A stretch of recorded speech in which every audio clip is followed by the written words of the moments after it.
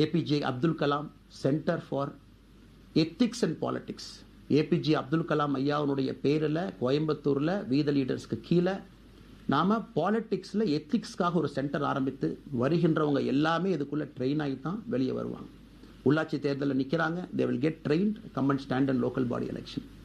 MLA election நிற்கிறாங்க, they will get trained, they will come and stand and election. அவங்க எங்கே நின்னாலும் கூட ஒரு ப்ராசஸில் நாம் அவங்கள ட்ரெயின் பண்ணி அவங்கள ஷேப் பண்ணி ஒரு கம்யூனிட்டியினுடைய நீட்ஸ் அண்டர்ஸ்டாண்ட் பண்ணி அரசியல் செய்யக்கூடிய மனிதர்களாக நாம் அவங்கள கொண்டு வர போகிறோம். இன்னைக்கு நான் ஏபிஜே அப்துல் கலாம் ஐயா அப்படிங்கிற பேரை உங்க முன்னாடி சொன்னதுக்கான காரணம் என்னன்னா, அவரை நான் மாணவனா பார்த்துருக்கிறேன், ஐபிஎஸ் அதிகாரியா பார்த்துருக்கிறேன், கேள்விகள் கேட்டிருக்கேன், லைவா அவர் பேசினதை கேட்டிருக்கேன். அவர் சொன்ன அத்தனை கான்செப்ட் இன்னைக்கு நமக்கு எப்போ பொருந்தோம், இன்னைக்கு பொருந்தும். எப்பவோ சொன்னார் விஷன் 2020, எப்போ சொன்னாருங்க? 2020.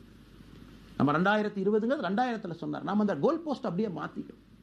அது மட்டும் இல்லை, அன்னைக்கு சொன்னார் கிராமப்புறத்திலிருந்து நகரத்துக்கு யாரும் போகக்கூடாதுன்னா புறா providing urban amenities and rural areas, கிராமப்புறத்தில் அவ்வளோ ஃபெசிலிட்டியை கொண்டு வரணும். அது எல்லாம் கூட இன்னைக்கு யாருக்கு பொருந்ததோ இல்லையோ நம்முடைய சமுதாயத்துக்கு பொருந்தும். அவ்வளோ விஷயங்கள் சொல்லியிருக்கக்கூடிய ஏபிஜே அப்துல் கலாம் ஐயா நமக்கு மிக முக்கியமானவர். அவருடைய கருத்தியல் நமக்கு மிக மிக முக்கியமானது. ஒரு தேசிய மனிதராக பெருமை மிகுந்த தமிழனாக வாழ்ந்து மறைந்திருக்கக்கூடிய ஒரு அற்புதமான மனிதர்.